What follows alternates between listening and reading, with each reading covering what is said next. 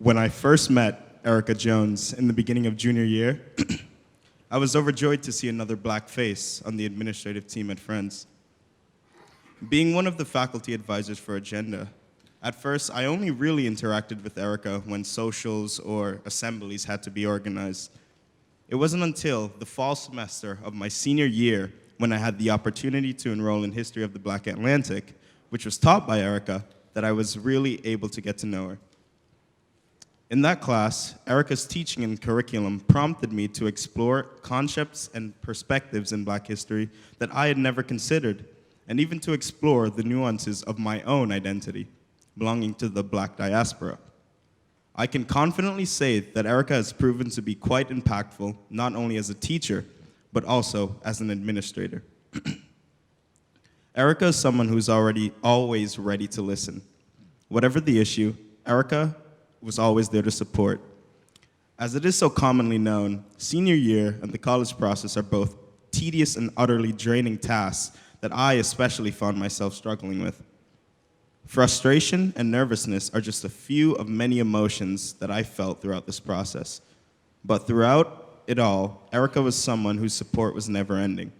I distinctly recall the many moments after class where she would shoot me an email, or those many times after meeting for worship where you would find me aside and pull me aside to, all for the sake of just checking in with me and just making sure that I was all right and encouraging me. I don't think I've shown it, but those meetings really helped me keep my sails up in what sometimes appeared to be utterly still waters. You always noticed the days when I was simply not myself and took initiative to reach out. And for that, I cannot express my gratitude enough. With your immense knowledge, leadership, and compassion for students just like me, it's only fitting that Friends Seminary has had you a part of its great community. So, speaking not only for myself, but also on behalf of the class of 2019, we thank you, Erica.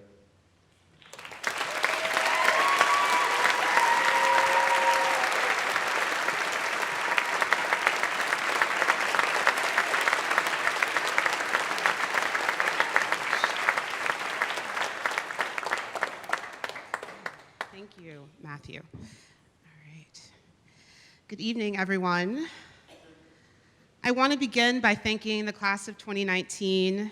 This is the greatest honor to be selected and affirmed by you to speak at your commencement, especially after just 2 years together. This class holds a very special place in my heart since you're the only class that I have formally taught in my time at Friends, having had 16 of you in US history last year and another 17 of you in History of the Black Atlantic and Feminism and Gender Ethics this year. And what an incredible 2 years it has been. I feel like I've had a lot of adventures with you all.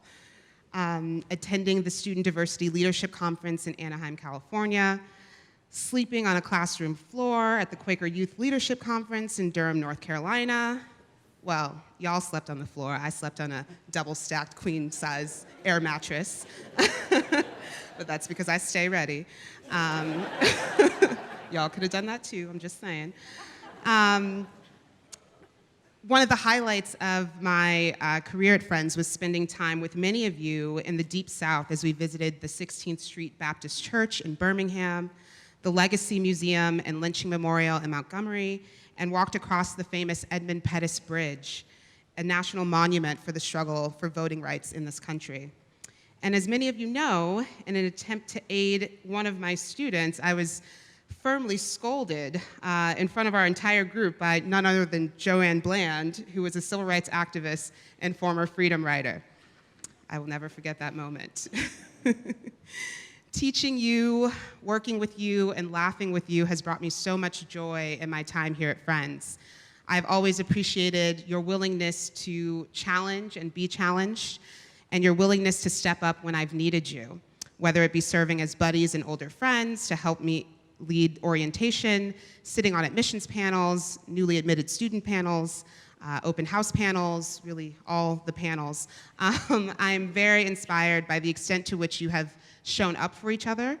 All the plays, concerts, basketball games, lunch discussions. You all have really led the charge for the school in these past 2 years, and I've so appreciated working with you. I also appreciate how you all reach out to each other when a friend is in crisis in a time of need. That's something that I've observed specifically about your class. And in just 2 years, you've made me feel like a part of your friend's family, and for that, I'm forever grateful. As many of you know, I'm not a native New Yorker, but I'm a proud West Coaster. I was born and raised in Portland, Oregon, and having spent most of my adult life on the East Coast and in New York specifically, I've personally experienced how West Coasters get a really bad rep among you East Coasters. I found that people have an especially strong fascination with the strangeness and quirkiness of Portland, Oregon, which, by the way, is pronounced Oregon, not Oregon.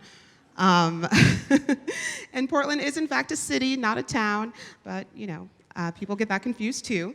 And don't get me wrong, Portland certainly lives up to its reputation for weirdness, but what gets under my skin the most is the conception of West Coasters as these sort of happy-go-lucky freeloaders in the East Coast imagination. You know, oh, they just sit on the beach, hanging out all day, you know, head in the clouds, they don't work, they don't produce anything, and they're just a bunch of dreamers. And it's this last part that I want to focus on because it is actually a deep part of my identity as a dreamer. So when I tend to reject all of the other sort of West Coast stereotypes, one layer that I deeply connect with is that of a dreamer. So for me, it has been Black writers, scholars, intellectuals, activists, and artists that have, along with my family, sustained my capacity for dreaming when the reality of systemic oppression is so strong that sometimes it is difficult for me to get out of bed. In fact, I'm standing before you because of someone else's dream for me. And that person, those people, are my parents, my grandmothers, and all of the women in my family who raised me, and all of my ancestors whose sustaining force for centuries was the dream of freedom and liberation from enslavement. I come from a long lineage of Black women who dreamt me into spaces and places that were not accessible to them. I was born and raised in Portland, Oregon, but my family actually has roots in the South.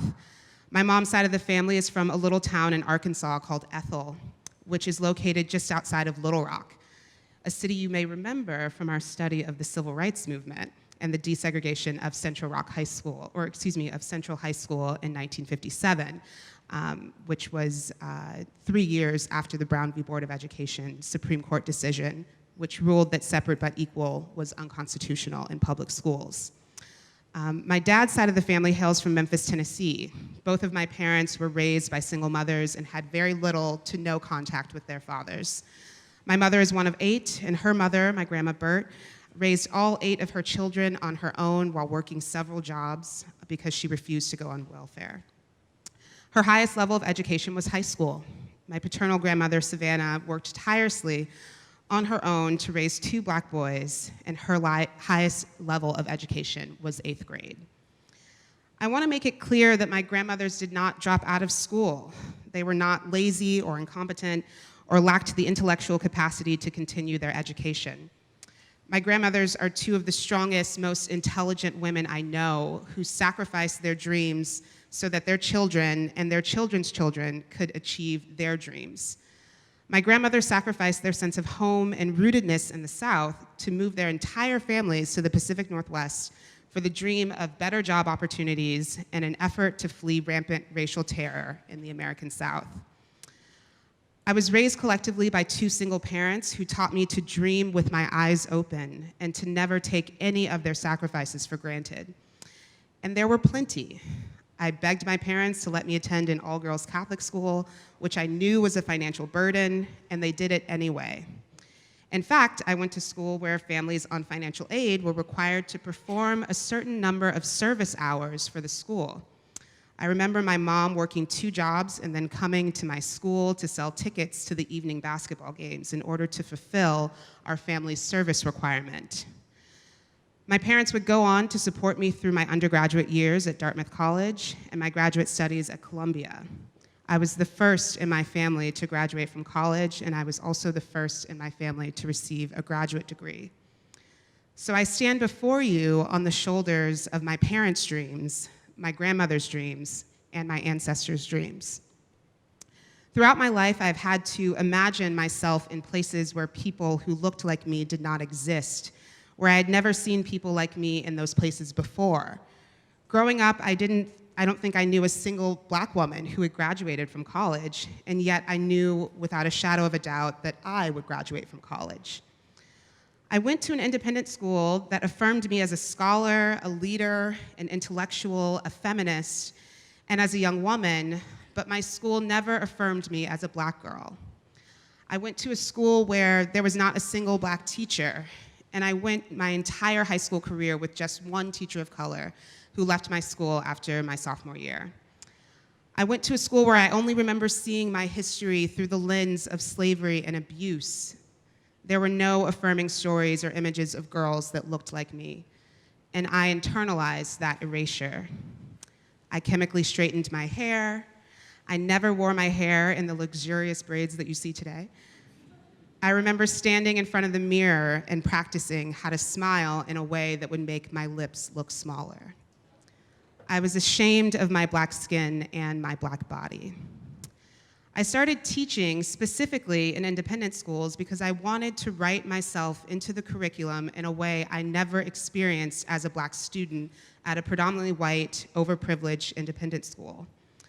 I wanted girls and students of color and young women of color to see themselves positively represented in the classroom, in stories, in histories, and in narratives that are all too often marginalized, even in progressive schools. I became an administrator because I wanted to be, for my students, that unapologetically Black woman that I never had and so desperately needed as a young Black girl who was fighting to be seen for all that I was and all that I am. And I am still fighting. My very presence as a Black woman in some spaces has been disruptive, or as author Zora Neale Hurston reflected in her poem, How It Feels to Be Colored Me. She says, I feel most colored when I am thrown against a sharp white background. Beside the waters of the Hudson, I feel my race. Among the 1,000 white persons, I am a dark rock surged upon and overswept. But through it all, I remain myself. When covered by the waters, I am, and the ebb but reveals me again.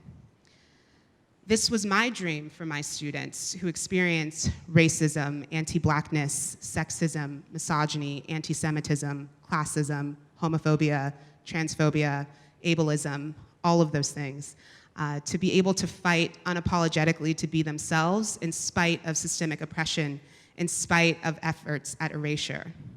So yes, you have to fight, and you also have to dream. In Robin D.G. Kelly's book, Freedom Dreams, The Black Radical Imagination, he asks, what are today's young activists dreaming about? We know what they are fighting against, but what are they fighting for? At the beginning of the year, on the very first day of school, in this very meeting house on Wednesday, September 5th, at about 9:30 a.m., or 9:35 for those of us that were running a little late, while standing at this very podium, I asked you all to listen closely as I read this same passage from Dr. Brittany Cooper's Eloquent Rage, a Black feminist discovers her superpower. In her concluding chapter, entitled Joy, Cooper writes, rage is great at helping us to destroy things. That's why people are so afraid of it. But part of what I've been trying to say is that rage can help us build things too. The clarity that comes from rage should also tell us what kind of world we want to see, not just what kinds of things we want to get rid of. I'm not interested in a feminist project that only works to tear down things. Black women know that justice is rarely found in the rubble. If your rage can do anything for you, I hope it can do for you what it has done for me. Help us build the world we want to see. I hope that sounds familiar to you all. Joy arises from an internal clarity about our purpose, she continues. Maintaining the capacity for joy is critical to the struggle for justice. We can't let the messed up state of the world steal our joy, which Andrew and Daphne so poignantly commented on as well. So how do we do this? How do we build the world we want to see? Some of my favorite writers and revolutionaries talk about the radical, transformative, liberatory power of love. Bell Hooks, a Black feminist scholar, activist, and author, proclaimed, Love is where our hope of ending domination is, and I firmly believe that.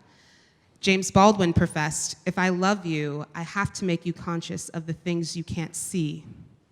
In building a more just and equitable world, we have to constantly ask ourselves, what are we missing? Whose perspectives and identities are we centering? What issues, opinions, and identities are moving at the margins? How do we make the invisible visible to those who can't see, refuse to see, or intentionally ignore in order to maintain the status quo? We have to listen and be vigilant in our pursuit of centering marginalized voices. And we have to speak when we witness or experience injustice. As Audre Lorde said, your silence will not protect you. We also have to ask, to what extent is our speaking complicit in silencing someone else's voice? I had the pleasure of hearing Dr. Brittany Cooper at a conference just a couple of weeks ago, and she talked about how we need to disrupt the language of allyship and move toward one of co-conspirator. She said, if we are co-conspirators, we are both risking something. I have since then begun to ask myself, as I think about negotiating my own journey as an ally, what am I willing to risk to show up for my queer brothers and sisters? What privileges am I willing to give up in the pursuit of equity? What does it mean to simply critique a system like heteronormativity, which I benefit from as a cisgendered person, without a willingness to give something up? What am I willing to risk for others? I also want to remind you of the virtue of humility, because you will mess up. You will make some mistakes. You will fail, maybe even more than once. People are going to tell you no, call you a troublemaker, tell you to stay in your place, stay in your lane, and you will keep going. And in fact, you must keep going. You have to be resilient, you have to be fierce, and you must always be ready to fight for visibility in places that seek to invisibilize and systems that seek to invisibilize your truth, your labor, and your experience. I want to remind you to be kind to yourselves and others, forgive yourselves for the mistakes you've made, and have compassion for other folks that have also made mistakes. Be very skeptical of the performative nature of wokeness, which comes in many forms. Be wary of friends who protest in the streets and post selfies on social media, but remain silent when you experience microaggressions.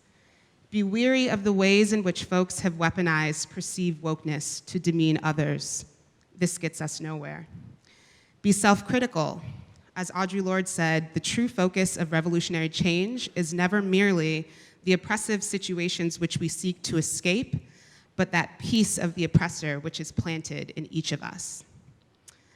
Class of 2019, someone, somewhere sacrificed something for you to be here today.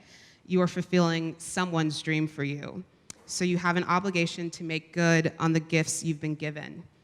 How are you going to use your friend's education, your imagination, your knowledge, your privilege, your talent, your integrity, your humility in the pursuit of building a more just and equitable world, a world we have not seen yet? When the world seems like a constant nightmare, I want you to maintain the audacity to dream, because sometimes dreaming and working toward building something better, working toward bringing about a world that ought to be, is your only form of resistance. It may be your only hope when the world seems dark and unforgiving and hard to exist in.